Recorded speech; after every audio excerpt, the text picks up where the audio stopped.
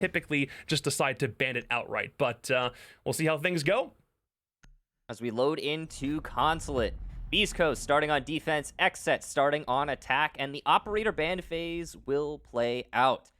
Nomad, the first ban here by Beast Coast, and it makes a lot of sense. On Consulate, there are so many situations where a Nomad can lock up your play as the defensive team. And as was mentioned on the desk by Skies and others, it is the type of map where when you're a defender, you are definitely going to want to be a little bit more loose and possibly you could say aggro with your play. Nomad would shut that down, so get her out of the way. Thatcher, typical ban, nothing special there.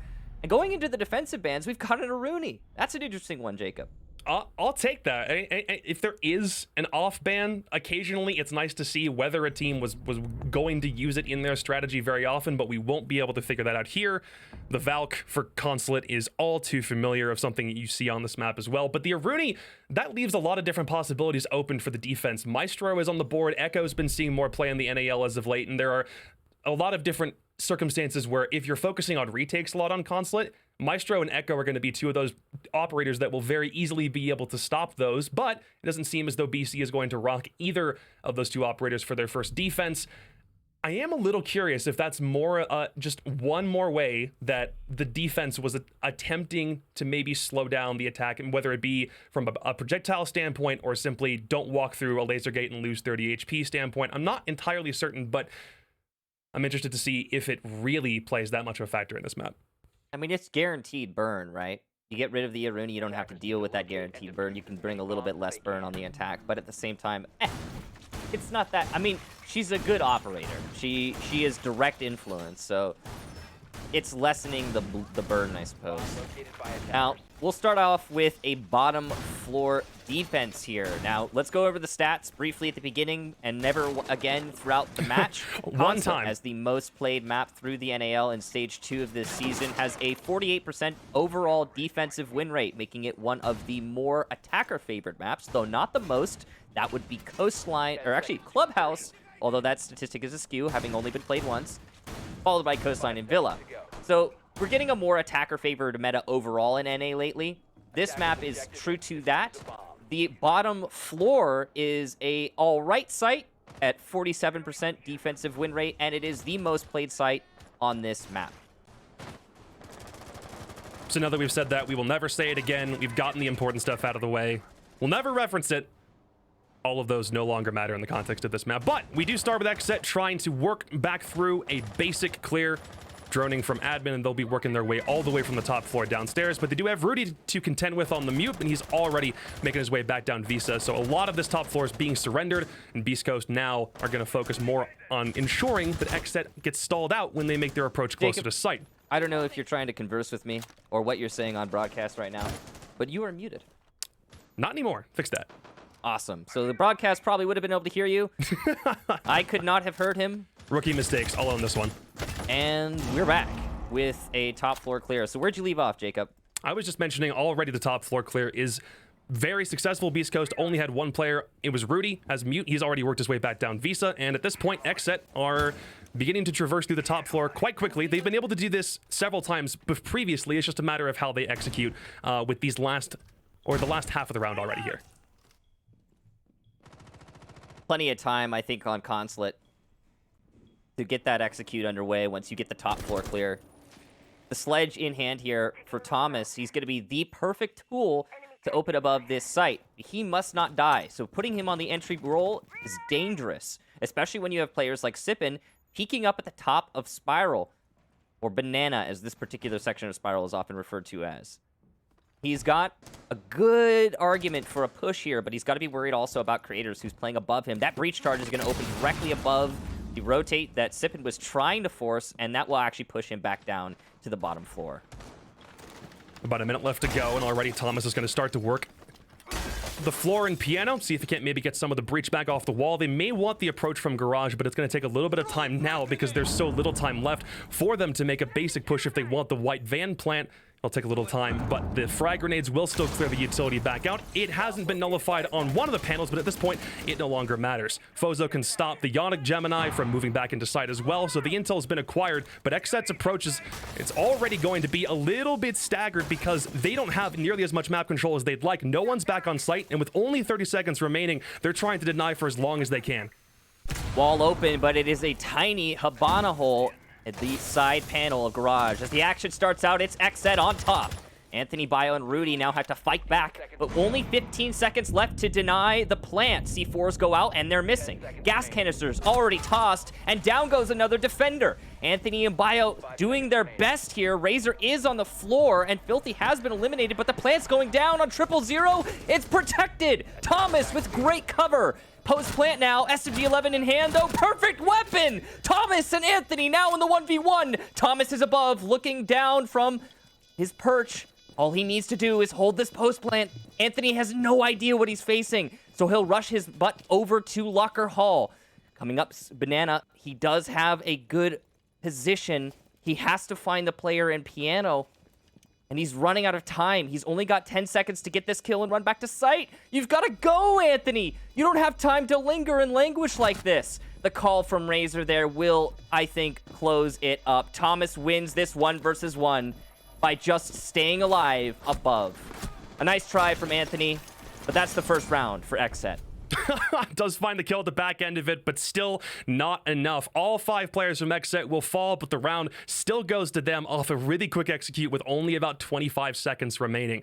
The issue for Beast Coast, in my opinion, they did have one player roaming top floor, but they could have done a lot more to stall upstairs. They grabbed one reinforcement, they put it inside paper, and they decided, we're just going to have Rudy see if he can't stall for a bit. He fell back with only 40 seconds exhausted in the round. You probably could have spent a little bit more time there because XSET, they did a full clear over. Admin took the entirety of the second floor, then worked their way down into yellow. They had Piano control, but they were only opening up holes in Piano with maybe around 45 to 50 seconds, and you wouldn't think that's enough time to clear the utility off, get Habana back outside to Garage, and open up the Garage wall. For all intents and purposes, it seemed like Beast Coast could have done more to waste time because XSET were taking a lot more time to set up all of the different pieces of their take. But ultimately, XSET, their gun skill was the thing that won them out. 2 very quick frags at the beginning of that gunplay, and all of a sudden, they find themselves up with a 1-round lead. I also want to note how the utility from Beast Coast was cripplingly ineffective. We see often on the bottom floor the main point of defense for the defenders is going to be C4s, it's going to be gas canisters, you know, evil eyes, what have you, right? Any kind of piece of utility you can leverage to stop a plant, side white or front white, what have you. That's what you typically are going to see be like the most impactful thing. None of those gas canisters, none of those C4s really influenced anything for Beast Coast, and it showed how influential that could be. When XSET, despite the disadvantage in time, despite the fact that they only barely got the Garage open with Habana, they still managed to win the round. I mean, it's impressive stuff for them as well. All a time waster game. And I think more of that's been devoted to this round specifically. They put the same reinforcement with, I want to say, the same mute jammers upstairs did Beast Coast, but now they're keeping 2 players up, both a Malusi and a Vigil in 2 different corresponding places, and they already kind of figured XSET may be making the exact same clear through admin, and they're doing the exact same approach. That doesn't seem as though XSET have really changed up much of their play.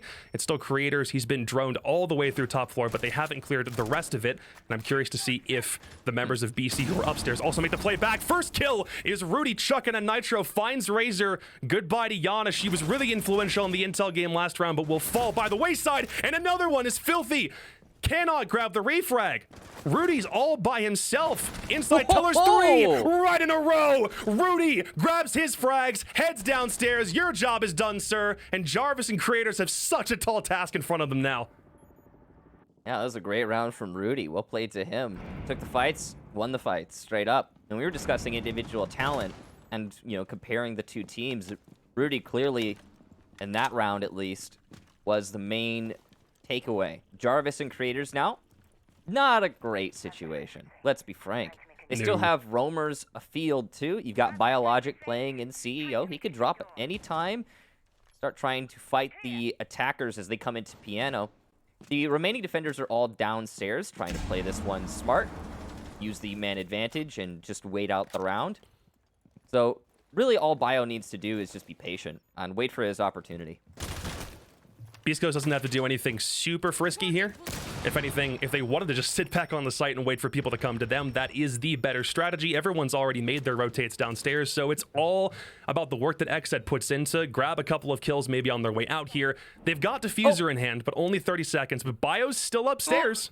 He saw Habana for a second there, and he saw him again, and there's your opportunity, and it's gone. Jarvis is put down to low HP, and Craters will die to Rudy. Quad kill and no ace as Bio gets the final frag there on Jarvis. What a round from Rudy. A 4K picked up with that SMG-11. Beast Coast will pick up their first round. I'm sure they're saying to themselves that was exactly how it should have gone the first round.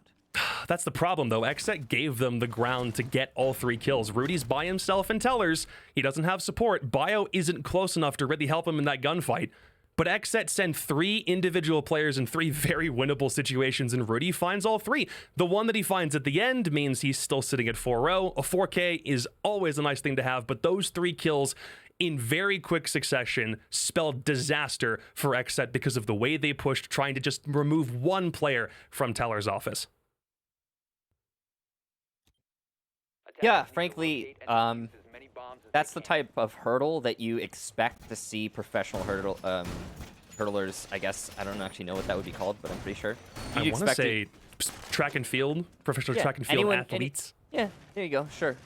You'd expect them to be able to handle that, to be able to jump over that problem. Like, if you've got somebody inside of Tellers and your roam clear is through Tellers, drone it out, assess that there is an issue there, confront it directly, take the fights, and generally speaking, that's going to result in an early pick for these hackers, or at least a refrag, right? But Rudy honestly just played XSET as a whole team. He picked up 4 kills in that round. And sometimes you have those types of performances, and it kind of nullifies a lot of the typical analysis. But the main thing that I'm taking away from that round is XSET are struggling on their basic roam clear. And that is not great. Beast Coast did adapt a little bit better to the first round, where they brought all of their players back to site relatively quickly, instead keeping a lot of players upstairs for a much longer duration, to a point where I don't even think Bio on Vigil left either top floor or second floor. I don't think he was in the basement level for almost the entirety of the round, which meant that XSET still have a problem upstairs to deal with, and ended up having the final kill and also stalling Habana from making any plays as the round finally reached its conclusion.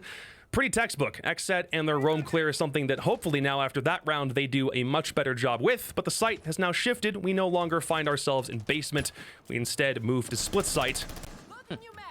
I just Googled it. It is called a hurdler. It actually is. Yeah. So me saying track and field athlete in that awkward way is something we can just say hurdler. It was glaze over that. Didn't happen. No. Gloss over it. Whatever. I'm cool with it. Hurdler. I never. It makes it sound like hurler, which yeah, is a totally different sport, which I don't feel like fits this at all. It's a really weird word, but apparently accurate according to Wikipedia. All right, so this round, once again, Beast Coast set up on that roam as you discussed, and it's the direct confrontation type roam where Beast Coast is going to continue to take the fights, and they know XSET are going for the clear. They don't seem to care. This is a great Mozzie drone from Anthony. He'll get solid information coming down long desk, and he can turn that into possibly a pick for Rudy, who's trying his best to challenge right now. The biggest thing is that look at the time. So much has been wasted. Didn't really stop XSET on their round number 1 take, but ultimately that was because of the way Beast Coast were playing the roam. So the fact that they are more aggressive this time means XSET they're going to be hungry. They need 1 kill, maybe 2. They can swing the advantage in their favor early, but so far nothing's been happening. No HP has been traded on either side of the board, so they'll have to move way faster than they did before, and it will fall on the shoulders of Razor to do something a little bit more effectual with Yana than he did in round number 1. Sippin will be the primary troublemaker, at least for the moment, but Fozo will take a little bit of damage from Creators through the hole, but still not enough to really force Beast Coast out of the position that they're in. Look at all the nitro cells. That is 5 nitros for Beast Coast. Everybody is situated downstairs. They do have a pulse. So once they get the intel, at any point, if it's with pulse or Mozzie, chuck a nitro cell up there, there may not be an opportunity for XSET to get this plant down. And there's the leadoff kill. Sippin eliminating Jarvis, the newest addition to the XSET roster. With that, Diffuser down. Needs to be picked up. It will be by Creators. Site control, yes, but not really any potential plant, as the pulse is going to be a big problem. Razor has ejected himself into the site, but he's going to be swatted away by Anthony. Creators will get one, but downed, and that's the diffuser on the floor yet again. With man advantage and time advantage, Beast Coast need but wait and deny the plant. Filthy going for it on 000. He's got to be detected here, surely. Thomas with great cover on one, but he can't get the second. Biologic retakes the site, and Beast Coast puts 2 rounds together. All of those nitro cells down below, that was probably the focal point we should have looked at when the round started. 5 explosives, a floor below the bomb site, an extremely traditional way to play tellers, or when you're downstairs right below it with an explosive and you can find somebody on the pulse scanner or a Mozzie, anything that you've got at your disposal. There was really no way XSET were going to win that, maybe, unless they cleared bottom floor faster. They did have an opportunity to plant, but it came far too late. As you said, Bio came right back up Visa stairs through the rotate, found the player attempting to plant, and Thomas, on his flank watch roll, only was able to find 1 kill, but couldn't get back to the bomb fast enough. Really good defense from Beast Coast, though. I figure that's almost a one-dimensional way to hold the site, and XSET should have done maybe a little bit more to read into that, but Beast Coast brought the Mozzie, they brought the Mute, they denied intel opportunities for XSET, and that's 2 rounds in a row already for them. So let's take a step back from the round around here. Let's take a think on what we were discussing about Beast Coast versus XSET earlier before the match started. I think what we've seen so far somewhat proves what has been said by the analyst desk and by us in extension. It's been a lot of well-coordinated rounds from Beast Coast and some one haphazard win from XSET where they managed to win on those individual duels pushing into the site, especially considering a Beast Coast utility fell flat. I think that if Beast Coast continues like this, we're going to see a very one-sided first half here. And considering this is actually an attacker-sided map right now, and generally we're having a North American attacker-sided meta, that does not bode so very well for XSET. Yeah, and I want to say maybe some attackers from XSET also aren't really, not necessarily not doing their jobs, but if we're just looking from a kill-death point of view, Filthy has yet to find the scoreboard as of right now. Jarvis playing in a hard breach role, but he's only been able to find 1. And Razor playing Yana, I'm looking for, well, he did get smoked by Rudy in round 2, so I do kind of have to forgive him for that one, but he's still trying to create impact, though I would wager the way that he's using his Gemini is just coming a little bit too late in the round to be effectual. I mean, I want to see how the rest of the attack goes, though. It's early days, yeah. We're only 3 rounds in. I mean, yeah. There's still time to find the scoreboard yet for Filthy, or Fozo, for that matter. And we'll find out when that happens exactly. Right now, we could say it's admin control for XSET. It could translate this pretty easily into a site attack, but it's actually going to be made much more difficult with the way that the defense is set up. Anthony on top Visa with Rudy to assist. Nade coming out, and, well, it's the nades and the bullets to finally take down Rudy. Anthony will get the re, though, as he's playing the same position, and Thomas got a little bit too confident, assuming top Visa would be clear. He was wrong, and now we're down to a 4-on-4. It's been almost the same take for XSET on these attacking rounds as well. They want admin first, and then they can work from admin and take the rest of the map wherever they've got space. That's the same thing that they've done on the first 2 in here especially, but that's kind of the problem. Beast Coast have already kind of begun to read into that more. Rudy finally getting knocked off is something I think is going to help XSET out in the long run, but Biologic is still making more noise upstairs, and he's going to retain this position alongside 1 compatriot at least. So Sipin and Vigil, both upstairs, still going to create problems for XSET, and for right now, everything that XSET is putting upstairs to try to clear these roamers out of place doesn't seem like it's working so far. This clock is winding down here for XSET, and they're right now fixated on Projector, which is not the site. They still have to do this, though, because they're worried about the roamers. It's interesting to me because there's 2 cameras in Filthy's pocket. I assume he has like a set thing in his strategy where he wants to put those cameras, but that's causing problems for the short term. They need to shift their focus to the actual site. They've got the vertical control. They've got the front door open. They can go for this plant. They've just got to be very careful on the coverage. They haven't been able to deal with that mirror window because the lifelines, the impacts, they missed. So the C4 is going to be here for Fozo. Out it goes, and it's a land onto Creators. That's your coverage gone. Filthy above will win 1, but not the second. And Anthony, before the mirror could even get to it, takes down the planter. That was a textbook round there from Beast Coast.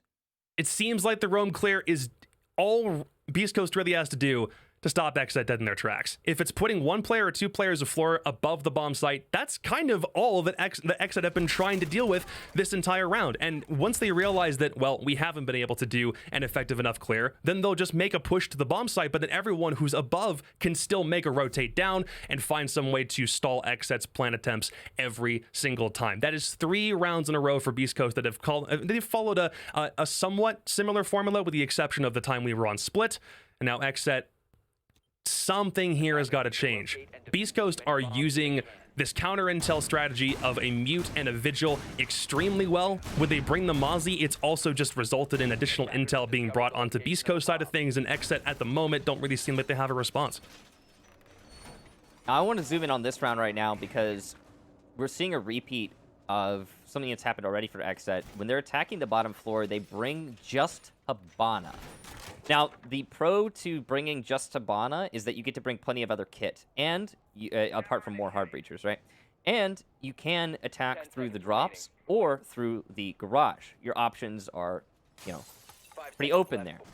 The con to bringing just Habana, or cons, really, is that you're dealing with a very rigid structure no matter which way you commit to. If you want to go drops, you're going drops. If you want to go, main wall, you're going the main wall. You don't have a choice for both. Also, if you do open the main wall, you're talking about really small holes. They're easily bottlenecked. And I think you can get punished really, really easily by the defenders when you're just bringing this Habana. I personally feel like this is a risk. If you expect a bottom floor defense, bring a thermite, bring an ace, bring something more than just Habana. You could bring both even. That's not a huge deal, but the only Habana limits your options. Beast Coast, for their own part, seem to be bringing more and more roamers every time they're on a garage site. They went from 1 roamer who fell back in the first 20 seconds to 2 roamers to now, at this point, 3, but they do have the hatch open right above piano, so if they want to make the drop from console and scamper down yellow stairs, they've got the option to do so. They've already given up a lot of admin and projector control away to XSET, and so far, it seems like XSET are working a little bit quicker. Jarvis is, I think what you mentioned, he's in position to kind of do either. He can either rappel down and go for the main wall on garage if that's the way that XSET decide to play these things, or if he's trying to at least assist with the roam clear or see if someone makes a rotate through bathroom or, leaves console by any method other than the hatch, he's there, so he can kind of do whatever right now. Well, Sippin forced off of yellow stairs. That's great teamwork from XSET, but whomever is in Visa just dropped the ball in failing to cut off the rotation of Sippin. That could have been the first kill, but no, didn't happen. Not sure who that was in Visa, but that's a big mistake. He was on drone. Now the other 2 roamers. You've got the Vigil of Bio and the Mute of Rudy. Rudy trying to play in CEO. He might be alone now. I'm not sure where his teammate's gone. There was another up here assisting him. But yeah, Bio's made it back to site, so Rudy's trying his best just to be the thorn in XSET side. He will do just that. He lands his shots with the SMG-11. Down goes Razor, and a great start to this round for Beast Coast. But Oof! There's finally, I was waiting for Jarvis to make his move. Is he coming from Skylight? Is he repelling? The answer is the latter. And now it probably seems if he's not going for those hatch drops like you mentioned earlier in the round, Michael, he's absolutely going to be working over that garage door whenever he gets the call from the rest of his teammates. But the problem is still the roam. Sippin, he has been droned, but he's going to maintain position on Spiral. And it seems like the rest of XSET are still, I'm not even certain which way, do they understand which way they want to go? No main sure. wall. They could come in Visa side. I'm getting really confused about what I'm looking at, but they can still make a push. It's just a matter of how long Sippin tries to deny. Jarvis, it seems like it's a hatch drop strategy. They've got no time to do anything with this. Finally, 2 kills. They'll storm down through, but is there enough time to get an execute down? Fozo can stop this. A Nitro back through the hallway. They're all going to funnel into security. There's no time to get a plant down in the slightest. Jarvis gets down for good measure, and Beast Coast put another one up. XSET didn't have an attacking strategy in those dying seconds. the question is, did they have an attacking strategy at all? Because it seems to be the answer is no the majority of these rounds. That was an easily recoverable round for XSET, especially considering how, I guess, aggressive, you could say, Beast Coast got on their defense. They took a lot of risks. They opened up a lot of opportunities for XSET, none of which were fully capitalized upon by XSET. Also, how is Rudy? Okay, first of all, Jarvis is on CEO Repel, right? Yep. How in the heck is Rudy alive on con single wall? Like, he should be dead. or somebody should have seen him at least, and he goes completely undetected there, gets a kill, right? That's the leadoff. That's where it all starts going wrong for XSET. Then after that, so much time wasted on the roamers. It's really funny to me because you can see that Beast Coast is trying to take a note from TSM's book, which is, all right, we're not going to fall back too quickly. And that's a good lesson to learn there. We've seen North American teams retreat way too quickly on their defense, and it costs them. They either get cut off and lose players early, or they're effectively not changing very much in the flow of the round because the enemy can predict that it'll be free real estate and they'll take it. That's not happening so much here with Beast Coast. They do fall back, but only in the dying seconds of the round. They are trying their best to confront their opponent, yeah? That's great. I love what I'm seeing from Beast Coast on that note. But it's wasting a lot of time for XSET, and they have no answer. There is no answer from XSET right now, at all.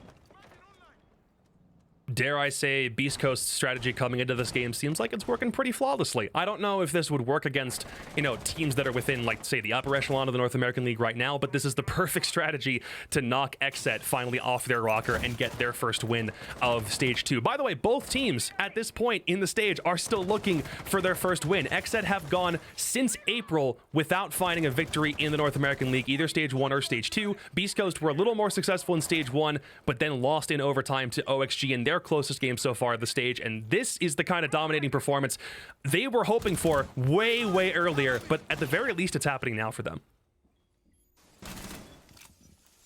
Solid denial here from the roamers, getting a lot of drones. Great economy damage, but Sippin is going to pay for it with his life, so that actually goes from great to not so fantastic, as Thomas reads Sippin like a book. With that control in admin office and the leadoff pick, they're going to now set up on the A side, and they do have a really solid position for this execution, but they got to be worried about this vertical play being brought out by Rudy. The timing on Rudy's C4 could bring this back to even on a 4-on-4, but they might actually drone him out. There's a lot of diligence being placed on XSET side. They are trying their best not to overextend. No one's set foot in Coffin yet. And I assume XSET wants to know if there's someone playing below before they do. But, big risk being taken here. And the C4, poorly timed. Some damage done, possibly to Razor, but no kills. XSET already is trying to see if they can't work over this exact site, which has not been played very often in the North American League. It's been played twice and only won once so far through this stage. And it seems as though XSET are already trying to be a little more aggressive with how they approach it, but it's still going to come back on how the flanks are now set up. In this case, Rudy could very well destroy those X-Kairos, but he's not keen on giving his position away. It still seems like enough utility will be winged through, but Rudy, the menace, 7 kills already. He'll nab a kill and fall back, but Filthy does have the flank, so it'll turn into how much impact he can have from coming from top spiral, and XSET still maintain man advantage. Walls are open. They can now move into projector at their leisure, but the question remains, can they get the echo? He's on Yokai waiting for an opportunity to perhaps stop this, and there are crosses being held inside connector. Can XSET stall this out? Well, hopefully they don't stall out, as they want to get that plant down, and it looks like they're going for it, as Jarvis does just that. The down on the player and connector, that's Fozo on the floor, will mean a lot. The Echo Yokai is not landing on the planter, and what a great cutoff from creators on connector repel. XSET get their very best execution so far and their second round in the first half. Consulate, the ye old window repel simulator. The crosses were held very well by XSET. It's almost like this was the site that they stratted for the heaviest or the best. They had someone on connector repel. There was somebody who was waiting on suicide balcony. And they even had Filthy making the swing to catch a player who was bottom spiral, which seemed like something that when they were still working on their own attacks, even when Beast Coast was playing Garage, the flanks simply weren't held very well. There were players who were escaping a lot of their roams, a floor above the bomb site, especially in, on top floor. When they make their rotate back down yellow, it seems like there's no one there to collect the frag as they try to head to spiral. This time, it was managed a lot better on XSET side of things. They worked together. They were ensuring that there were no players, being able to retreat after one kill was had, and they got the opening pick, which is something that Beast Coast had maintained most of the way through this game. XSET looked like that was the way that they should have been playing the whole attacking half, but it really only showed up on the very last round.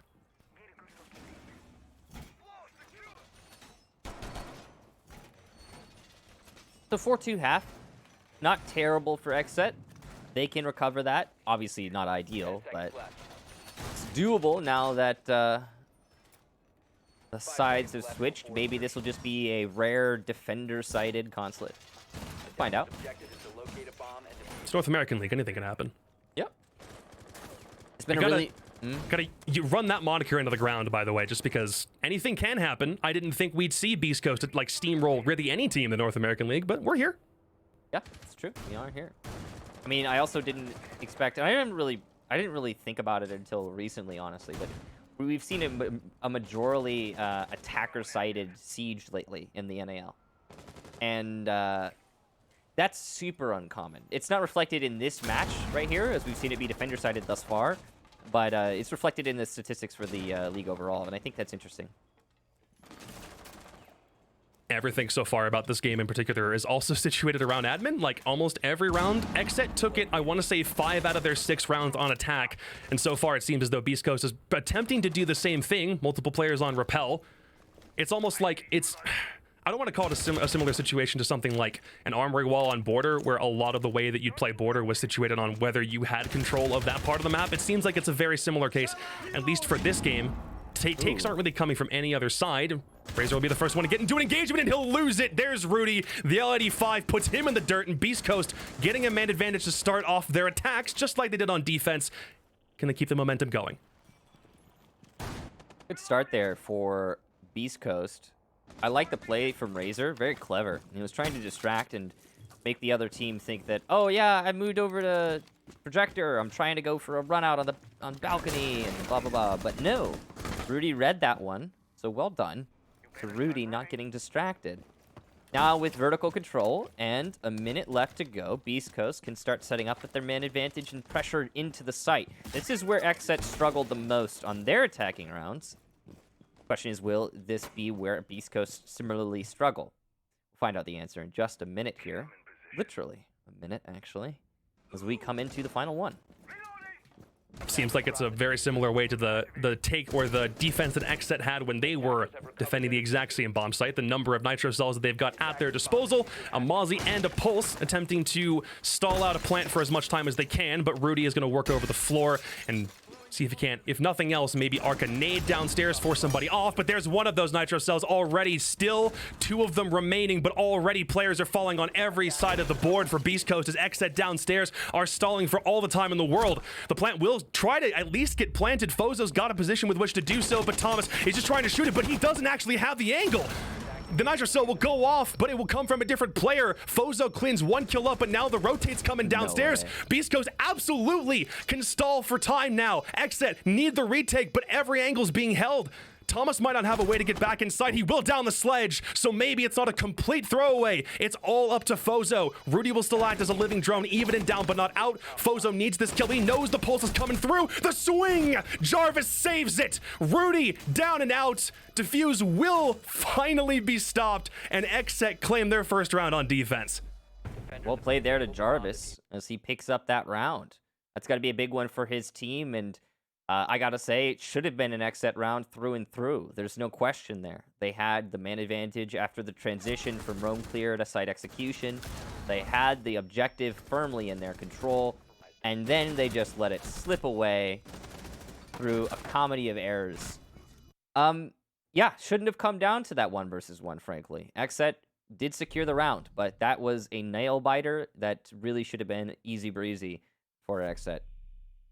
So now that it's 4-3, Beast Coast still in the lead, and they almost clutched that round up.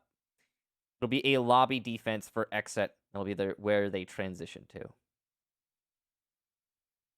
Yeah, it shouldn't have come down to that. The way in which both XSET and Beast Coast have been defending this bomb site has seemed relatively similar in both ways. So for me, I'm a little concerned about how Beast Coast probably should have expected everyone to play downstairs. The Mira still being left up means all of downstairs is now perfectly defensible. You don't want to take the basement site when you have that much utility and the ability to watch angles if someone tries coming through garage or busts a hatch open. The only way that Beast Coast were worrying about that vertical play was a sledge. They were looking to open holes up directly above the hidey holes that XSET had set up downstairs and see if they couldn't force a player out. If it's chucking a nade downstairs to either find a kill or reposition some of the defenders or get a kill outright with a weapon, that's still something that XSET read into. They weren't in any of those the places that Beast Coast were opening holes through the floor, and it came down to those nitro cells and a very well-timed flank up Visa, and XSET played it beautifully even when the diffuser itself was going down. They didn't lose their composure, and even if we call their attacks very all over the place, on defense, that seemed like it was working like a well-oiled machine. Are they rotating already? No. No? They're just setting up late reinforcements, and they're still setting up their top floor roam, in fact, here. It's very late into the round. That's exploitable. So what we're seeing right now, 40 seconds into the round, now I know if I'm another team that going up against XSET, if I play them on Consulate and they're defending the middle floor, they are slow on their top floor setup, and I can absolutely punish that. If not by getting a kill, you can at least get into the building quick enough that they are not able to finish their setup because they have to shift their focus from setting up to you. So yeah, not great there from XSET, but it doesn't really matter. They did get their setup done here. So in the short term, it's not relevant. We'll have to see exactly how fast Beast Coast goes through this clear. For XSET's part, nobody back admin side. They're not attempting to force somebody back out through the admin windows. Instead, they will simply allow Beast Coast to take it over, and they will play by Shields inside connector. Goyo's already done his job, but it's Jarvis with several Wamai magnets, and that will be the first priority for Beast Coast to clear through, and then focusing on the Wamai proper. But Thomas can also head right back upstairs to assist if need be, which it seems like he's going to do, and Filthy will instead move downstairs for his own part, but Foza will take that opening engagement. Jarvis almost down to 50 health, and it turns out, coming from Visa doesn't really seem like the way Beast Coast want to play this. Well, they've got the Visa control. They've got the admin control. Now they're worried about where are we going to hit next. It seems like they're setting up for front door, and they're going to want to maintain control in projector. You know, they don't actually have to be in projector as the attackers. You just need to prevent the defenders from being in projector. Big miss there from Jarvis.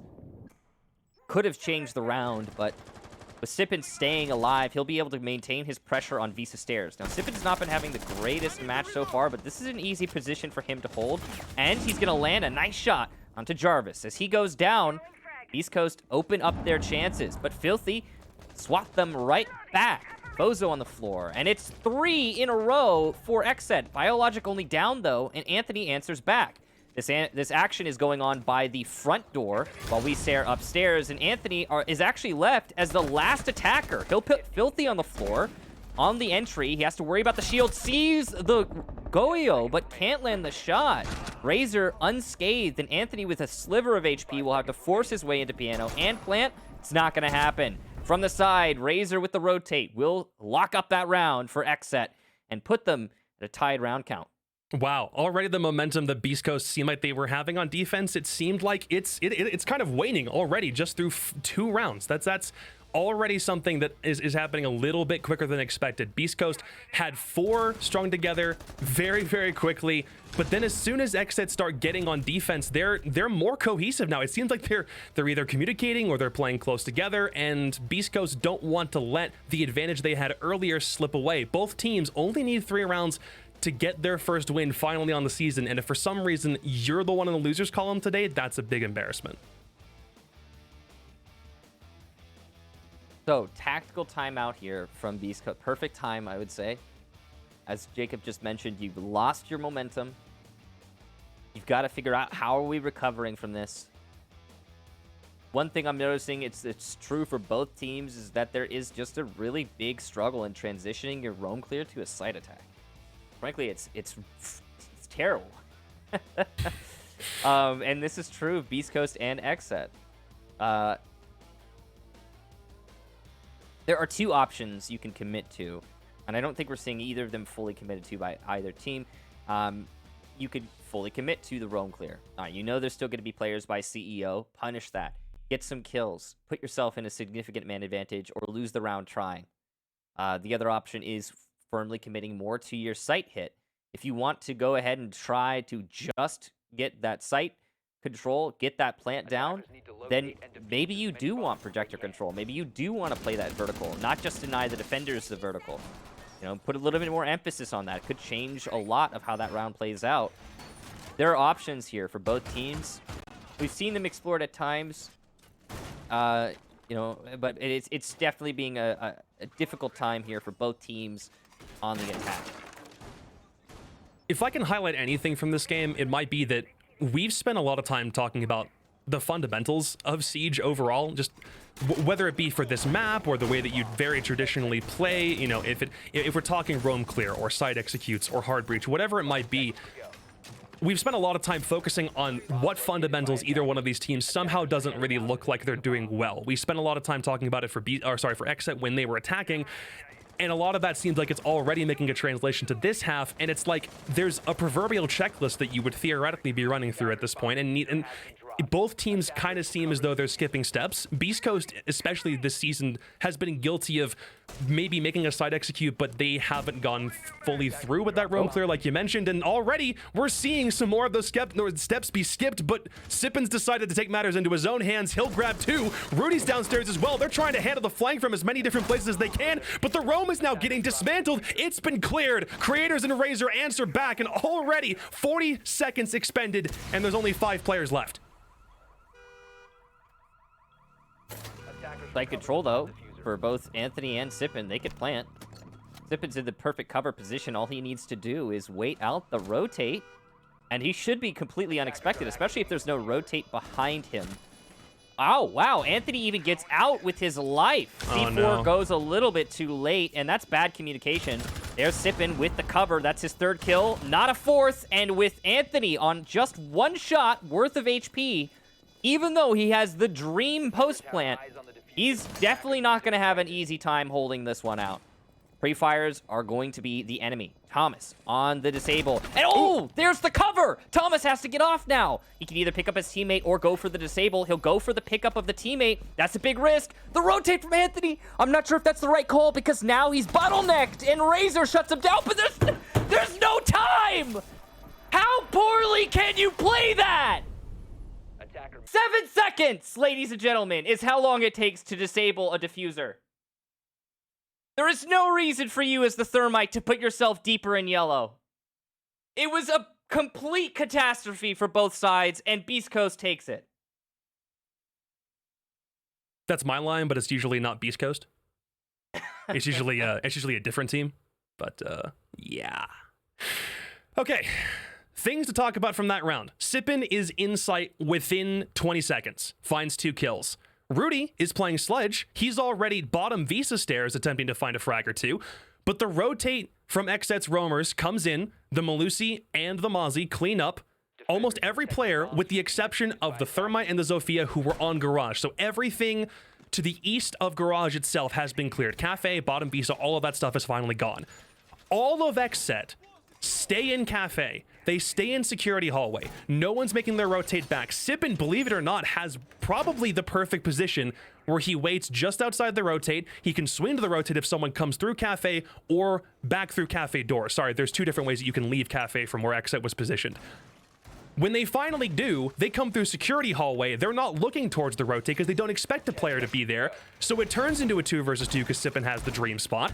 And then once the plant gets down, Anthony, all he has to do is leave. That's the single hardest retake, arguably, in Rainbow Six. If you can plant with Garage Wall open and scamper outside, it is nigh impossible for any defender to find you with enough time. But even with 2 players remaining, XSET still aren't able to hold on to yellow stairs for as long as they need to, and they let the round slip through their fingers. That is abysmal coordination from XSET. Just when I was hyping them up.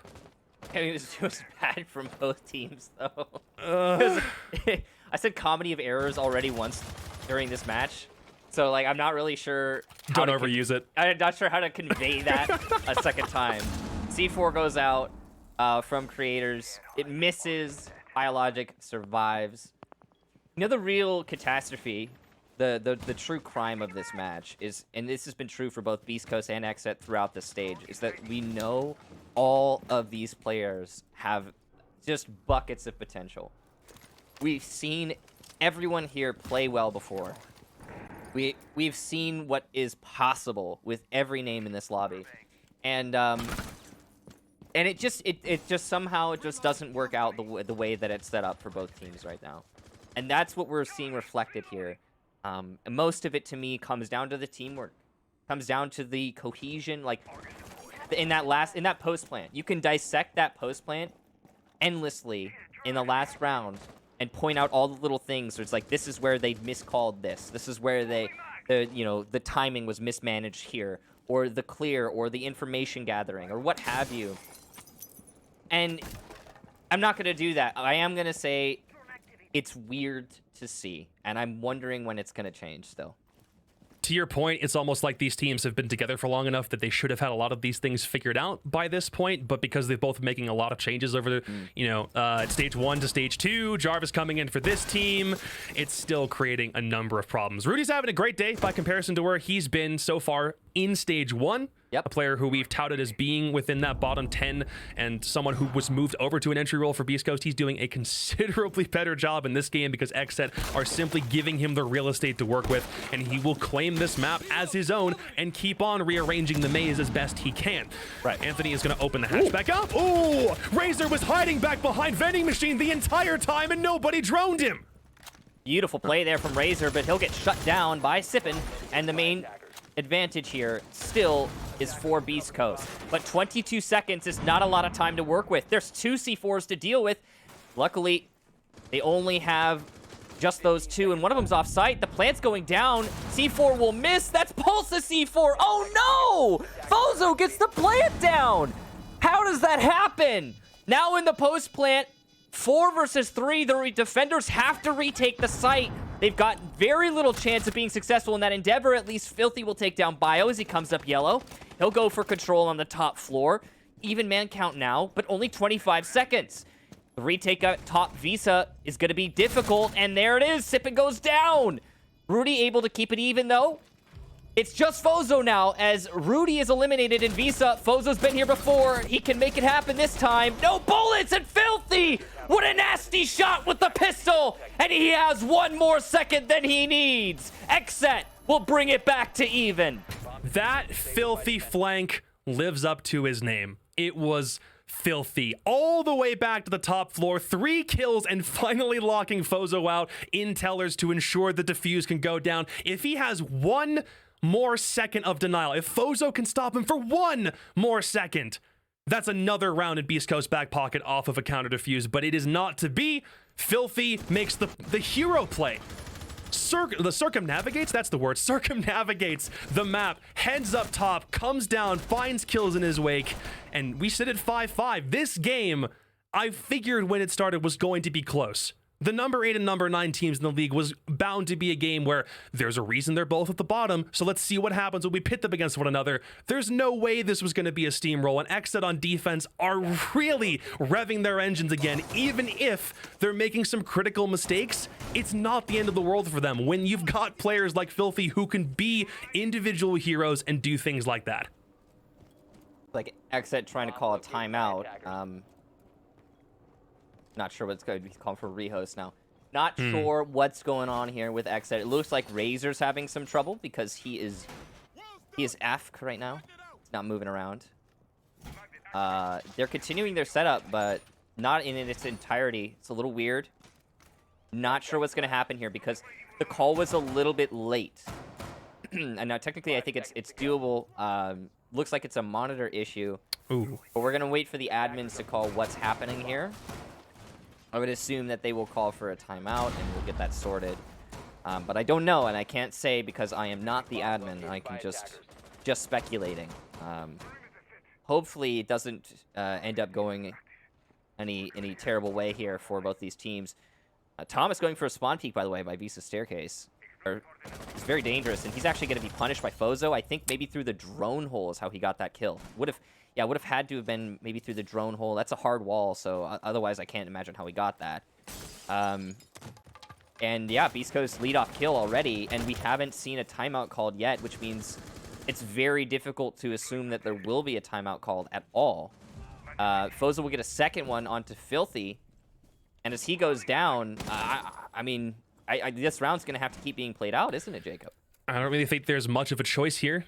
Yeah. Rehost at the very least may still be a possibility, but we're going to figure out if Razor can still have an impact in this round. He was the one calling for it, said he had a monitor problem, but he's playing Goyo.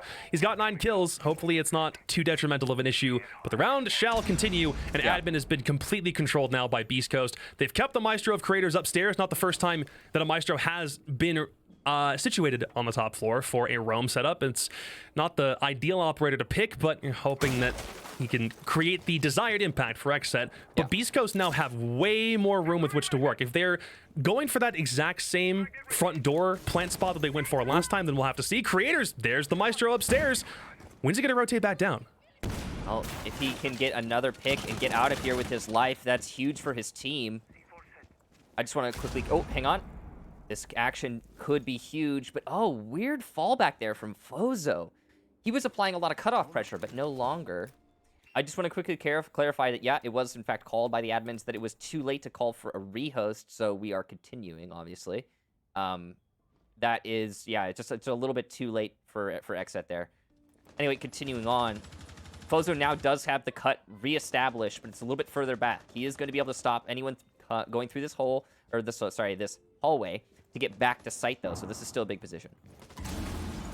Jarvis wants a kill if he can help it, but for the moment, it just seems like Anthony's got all the clearance he needs. Razor will find a kill, monitor issue notwithstanding. He's still putting the work in, but the plant's gone down, and there's still players from Beast Coast. Sippin will need to make a rotate if possible. Jarvis is still kind of hunting for him downstairs, but the priority's now shifted. Creators upstairs is Maestro coming back down. This seems like it's working beautifully because both players now are situated right outside front door. Bio's holding the cross. He wants the run out. He knows someone's got to be there. The ping's there, and so is the frag, but still, Anthony is also able to hold his own. It's just on Jarvis. He spent too much time upstairs looking for the roamer, and he's got to go outstairs and find 2 kills, but both players for Beast Coast are split. His position's given away, and there's nothing he can do. Beast Coast finally put themselves on match point.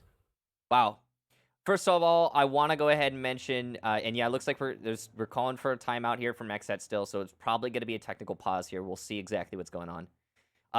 I want to mention how Skies did bring up Creators, and I agree with him that Creators hasn't been having the best stage, not as good as we know he's capable of.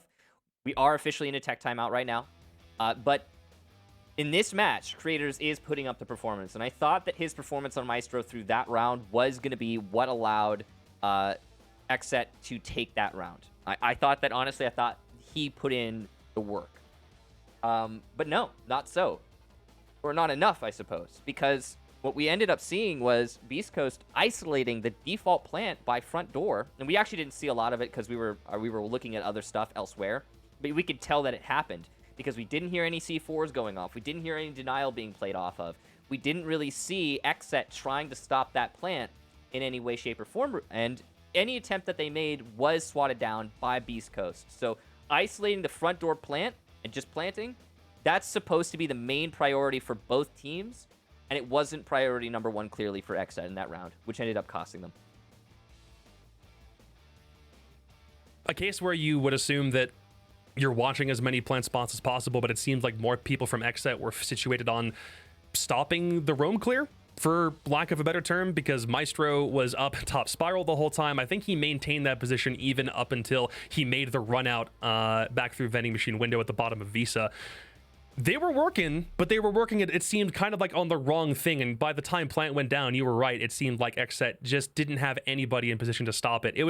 It kind of reminded me of the way they played the Beast Coast Rush on Garage only a couple of rounds ago, where by the time plant was going down, they simply didn't have anybody situated to cross over. Like, they didn't have someone attempting to flank from a different route. It was everybody upstairs, down spiral on the northwest side of the map, and no one, up until the run out from Creators through the window, was anywhere close to east side trying to stall or kill anyone outside the front door. So where XSET are working well together, they're working pretty well, but when they're splintered, they're very like across the map from one another, not really where they need to be.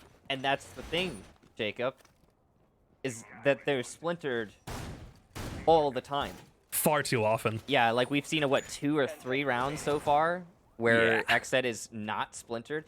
And it's the weird thing is, Beast Coast is having the same problem. Just fewer rounds. And And XSET plays better when they're splintered than Beast Coast does when they're splintered, so it's punishing for both teams. But they just flourish in different circumstances. It's really weird. I don't want to say it's a matter of them being concerned about being killed due to bad spacing or anything like that, but come on, man. Refrags in this game are so important, and they've almost never happened. Aside from this half, I do think that XSET's gotten way better. When Beast Coast gets that opening frag, their conversion rate isn't that high because XSET is usually right there and turning it into a very quick 4v4 if Beast Coast are able to get that opening kill. This half has been the story of that. Last half was definitely far more lopsided, and Beast Coast were simply running roughshod over XSET's attack strategies every time. So in Siege, there are basic... Okay, hang on. Let me get into that later. For right now, I want to talk about this round. We've got roamers downstairs for XSET. We've got a hard anchor on site. I'm not seeing a lot of roaming presence above for XSET, so they're going for a retake strategy. They do have players positioned by Visa, which means they can retake upstairs. It looks like we do have 2 above. Jarvis and Creators right now. They haven't been pressured off. Razor's the only one who's been punished even slightly, and he's been put down to low HP. Where's the clear here for Beast Coast? Because they seem to be trying to address this from multiple angles. Kratos could go for a swing top yellow, but I don't know if he's going to go for it at the moment because there's still a lot of grenade pressure being put through there. He might wait for a gap in Beast Coast's attention, but everyone else already for XSET's rotating down, with the exception now of Jarvis. Kratos can come back up yellow if for some reason he gets pressured, but Jarvis seems like he's relatively safe at this position right now. Raiders will get the lead-off kill. Down goes Rudy. That's big. Rudy's been a huge performer so far for Beast Coast. We figured out where the take is. It's clearly a piano take, but they need picks not to be picked in order for that to work. Filthy will get sipping, and now Beast Coast are between a rock and a hard place. Biological will return from Narnia to try and address Visa to, cut off rotation, possibly get a player above. As he pushes up the Visa staircase, that's going to be his main mission, knowing that there are roamers still up top because they haven't been cleared. Sees the foot of his opponent, but doesn't react, and falls back down. Fozo will get Thomas, though, so it's not all bad for Beast Coast. Jarvis has been playing this entire room, meeting and connector, basically with his life, as will I for most of this defense. And right now it seems to be working, but it's only a one-man advantage as Beast Coast now coming back on the swing. Fozo has his cross, but Anthony still takes too much damage. Razor in Bathroom has it perfectly. Here comes the swing. Fozo gets taken down from the same spot. And again, another situation where Bio by himself has to make something of this. We saw this last week. It's happening again. It's deja vu. He can't find the diffuser. It's across the map. He's stuck behind circle. Everyone from XSET knows where he is. And unless some miracle happens, which it won't, we're going to overtime. Jacob.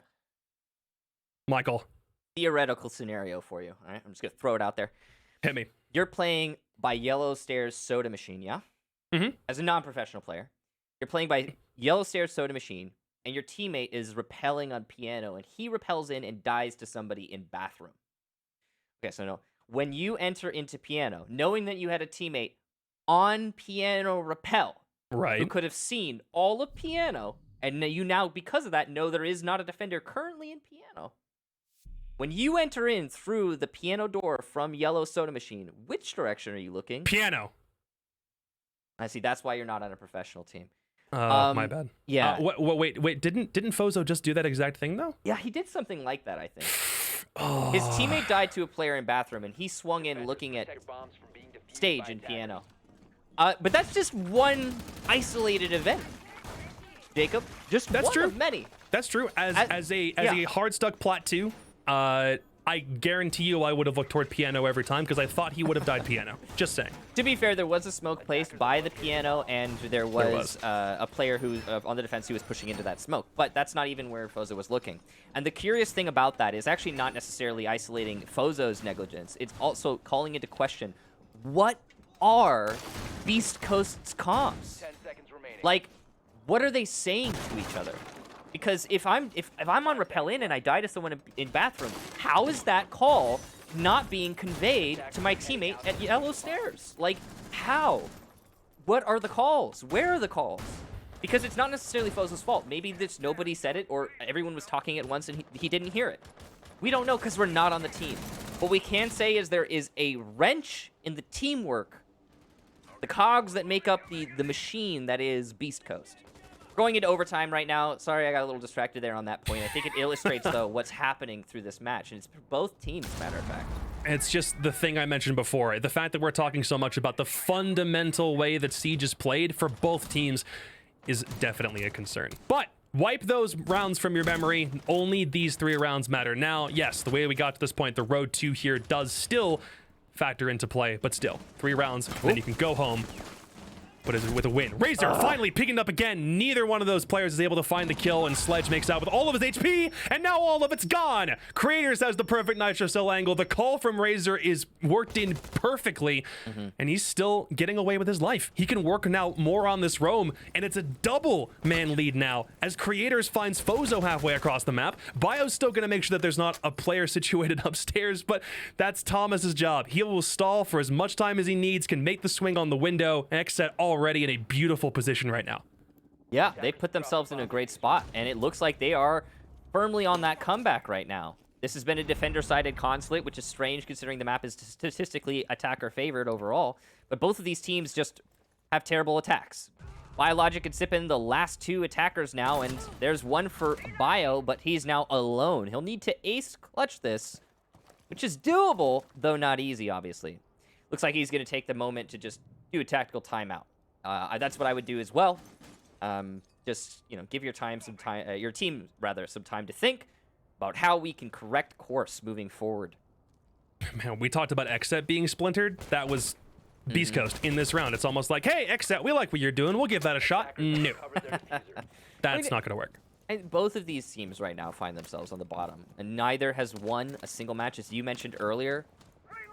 You know, I'm not sure who's going to be the winner here because, frankly, it's just been a story of defender-sided matches. But, yeah, there's another thing I wanted to bring up really quick. Yeah. In Siege, you have jobs. Yeah, you have basic jobs, and they tend to work together in some fashion. Like, for example, if my job is to cover for you to plant, right? That's a job.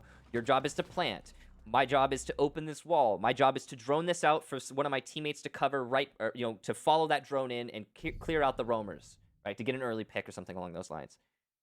One thing that I'm noticing is that both of these teams, especially on attack, seem to either A, not have a clear job in their execution, not a clear role in their plan, in their strategy, or B, have a clear job, but execute it so poorly that it is punishing. For example, cutting off roamers. Remember earlier when that Sledge failed to cover Sippin, who was playing Malusi? This was like way back in the first half. Sippin's retreating, and he manages to get to Banana when there's somebody holding his cross in Visa on Sledge. I think it was Thomas. And because that player is on drone instead of just holding the cross, as is his job, that player gets away. Little things like that. It's like, okay, if we have a job in the strategy, execute the job. But there's like, I don't know if it's fear. I don't know if it's miscommunication. I'm not sure what it is, but jobs are going undone by the whole team. Both teams. When you break it down like that, it doesn't really seem like there's a positive we can talk about for these guys. There are. Other than there's, I mean, I want to be positive. I like being optimistic about team chances, but the players are talented. These are talented players, Jacob. I mentioned that earlier. I'll bring it up again. These are all very talented players. Right. There is something going on with the cohesion. Even players that were kind of having a really bad stage up until this point are doing way better statistically today, but it still doesn't seem like it matters for much. So, like, players like Sippin, Anthony's 12-7, and the man's been playing support the entire time. Like, he's still at the top for his team. Filthy is having a considerably better day than he has over the course of this stage. Jarvis, for his first game in the NAL since he played for Tempo Storm, is having a decent day on support, yet we sit here at 6-7. Right, yeah, like, Jarvis could easily be dropping a donut right now. It is not easy to come back to Professional Siege. Ooh, there goes the C4, and it's shot by Filthy. Nice save. Creators doesn't manage to punish Rudy, but at least the C4 is wasted. Take that off the board, but Rudy still does escape with his life, just no utility, but I do think this might deter XSET from attempting the hatch drop. They have 2 players situated there, Creators up and Admin. Again, Admin's been completely surrendered. They can move kind of wherever they want to. For me, it's the roamers again. We're back in a defensive set for Beast Coast where they were doing this and just ruining XSET's party at every turn. Right. Sippin, you got to deal with Bio, you have to deal with Rudy. Downstairs, he can still get something through a hatch. It's not a roam, but you can still deny from a vertical perspective, which is what Beast Coast has been so adept at doing against XSET so far. I will say this is the best roam clear I've seen from XSET on attack, period. And they are going to lose Filthy early on. Never mind.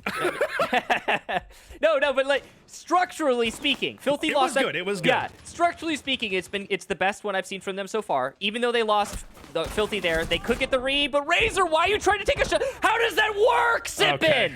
Okay. How do you lose that, Sippin? That is the worst weapon to take a fight with in that situation. And Razor wins it regardless. Well, all right, XSET, they're going to take that 1 kill and run with it, but Razor's still down to so little HP. He will probably need to now fight from the back line or at the very least reveal positions with his Jackal scanner, but he's out. No, he doesn't have any Jackal charges left, so there's nothing he can really do to use that. 40 seconds to go. Diffuser is now outside garage, so if anything, it seems like XSET are going to wait for the wall to get opened. It has been cleared. Jarvis, again, the lone Hibana set is going to try to open the wall up. They now have pressure from Yellow, but they still can't get it. I want to say, did Kaid Electroclawed again? He might have kept one in his back pocket because the entire wall seems like it's electrified again, so Jarvis might not have an avenue inside, and he's not even going for the wall. He's got to come back down Yellow. So now Fozo and the rest of the team, all they have to do is stall and deny. Smoke canisters at this point. There's one left for Anthony. Here comes the push from Yellow. The flashes are in. Fozo grabs one, but the refrag is there. 3 versus 3, but who's gonna get the plant? No one's gonna have time. Razor tries to go in, but gets stopped. Bio and Anthony are cleaning house. Diffuser is down, and Beast Coast say, we're not done yet. It requires all 15. Wow, great save there from Beast Coast. The final round will be played. And I gotta say, I think we could have all seen that one coming. Luckily for XSET, they will be on defense. This has been a ridiculously defender-sided map. I believe only 4 attacks have been won, as a matter of fact. So going to the last round here, XSET are in the driver's seat, despite having that abysmal round we just saw. What do you even say? It's we're going to last round. It's not been very attacker-sided. All I see right now is XSET on defense, and I immediately think they're going to win. The sheer amount of circumvented expectation due to mind-boggling mediocrity Attackers need to locate and defuse as many bombs as they is can. just weird. Flex your lexicon, more kicks. I like it when you talk like that. And the really ironic part about it is that, again, and I said this is the 3rd time I'll say it this match, is like, these players are really good, man. I don't really know what else to say. These are good players. These are talented players. All of them. All of them. The structure is non-existent. It just doesn't exist. There is none. Yeah, we've got basic executions, and then people stall out and they go, what do we do? Now, going into this last round, I don't have a lot of faith in Beast Coast, and for one simple reason. Because I have not seen them execute in a, truly cohesive, like, together fashion more than once through this whole map. And and usually when the Beast Coast wins an attacking round, it's because XSET fails to cover a basic plant spot. Like, remember when they won that attack on the main lobby, where we're going right now? It was because XSET are just like, nah, we're not going to cover the default plan. We won't watch it. Right. And anyway, let's see what happens. Jacob, I'm gonna dial myself back here. Let's see what happens. One more round to decide which of these teams finally gets their first win in the North American League for Stage 2. XSET, again, just as a reminder, haven't won a game since April. Would be really nice on an attacker deficient consulate if XSET can pull out one more defensive win and finally win one. Come on. Let's break the 70-day plus losing streak and get something going here. But the Nitro Cell from Filthy, I want to say I didn't even see a yellow ping, so I don't know what intel he was acting on. That was a sound one. You're probably right, yeah. But still no more Nitros left to contend with. It's just Thomas with smokes for area denial. If Creators for his own part stays alive, I don't think he's going for a run-on. He's just waiting for someone to come through his crosshairs. But Filthy seems like he wants to make a rotate. Everyone from Beast Coast, 4 players now, situated all on the east side, whether it's admin or Visa, they're all over on one half of the map, and they're going to work their way from, I'm trying to remember which way is which, left to right, right to left, east to west, right to left. There's on a map. compass in the bottom. That's the no. I was thinking like on a map. like east to west. I keep getting them mixed up. Okay. I'm 22 and I keep getting them mixed up. That's all right. They do have one C4 still. The HUD can be deceptive because when you're on cams, it just takes away your util for some reason. You see, Razor, yeah, look, his C4 disappeared because he's on cams. Oh, there it is. It's back. So there's still some denial here for XSET. A lot of pressure, though, on Thomas's use of the gas canisters, as the plant is going to be a front door plant setup for Beast Coast. Now, they haven't managed to get a pick yet. The main priority is getting rid of those Evil Eyes. Assuming the Evil Eyes have been dealt with, this is doable, but as Filthy gets the leadoff kill onto Fozo, it gets a lot less so for Beast Coast. The Connector Repel is massive for Beast Coast. They have to maintain that cutoff. What a shot! Thomas absolutely deleting Rudy, but he'll miss his gas canister to follow that up. It might not matter, though, as it's just Anthony and Bio in a 1v or 2v4, and as Bio gets one, Crater's downed as well. Beast Coast is actually in a somewhat winnable position. 30 seconds here, and Anthony, what a kill onto Filthy! As he goes down, it's a 2 versus 2, and 25 seconds to plant. This could be a massive clutch for Beast Coast. The plant going down. Bio has to cover. And he's going to do a great job of it, but no! Jarvis drops from CEO! Bio still has time to win the fights, but why are you sprinting, Bio? He won't win the gunfight, and there it is. XSET will take the match. Old man Jarvis coming in clutch. Oh, boy. If you need to let out more rage and frustration, Michael, I understand. You know where he came from! Your teammate could only have died from 2 positions. CEO drop and yellow door.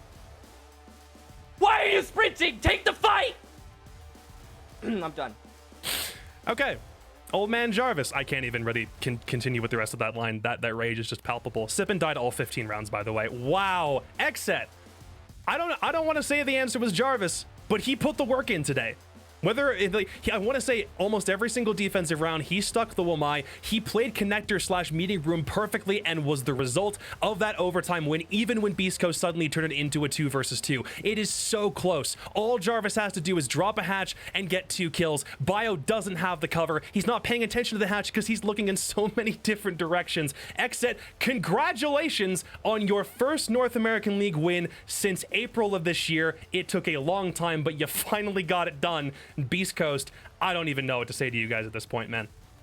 I'm just cleaning the spit off my monitor. I need to apologize.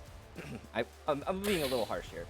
I want to reiterate something I brought up earlier. 3 times, 4 times maybe. I'll say it now for the final time. These players are excellent. There is something going on with the communication lines for both Beast Coast and XSET. The calls are not being brought out or they're not being heeded. And I don't know which it is because I'm not playing for either of these teams. But whatever the case be, the sheer lack of useful communication on both squads is creating glaring holes in their attacks and their defenses for that matter. And it creates a type of siege that is less watching 2 teams bring out their strategy and try to go head to head with each other and more what crazy thing is going to happen next. And while it's interesting, it is also odd to watch. You don't get this a lot at the NAL. And this isn't your typical, I've seen arguments like, oh, there's always going to be bottom teams in any league. This isn't that typical bottom team in any league sort of situation. This is like, what is going on in the team that is causing this? And when I say team, I mean both. But GG, glad we got every single round so we can get the most data to work off of for future matches. Everyone gets a little bit of a stat boost. Everyone had a pretty darn good game overall from that stats point of view, which is nice because, like I mentioned before, 8 of these 10 players, with the exception of Jarvis because he hadn't played before, were within the bottom 10 players overall for the NAL according to CGG, and that's just by rating. Rudy was having problems on entry. I want to say this game he performed far better in that role, so it's nice that he had a game where Beast Coast's original plan by shifting him to that role, it did come to fruition ultimately, even though the game still ended in a loss. And overall, for the rest of XSET, you got a dub, but for the love of God, can you please not play Siege that way again? I beg of you, please. We can't take any more games like that. We'll see what happens. Congratulations to XSET. Must be paid. But that's it for you and I for now, Jacob. We'll go ahead and toss to a break before we move on.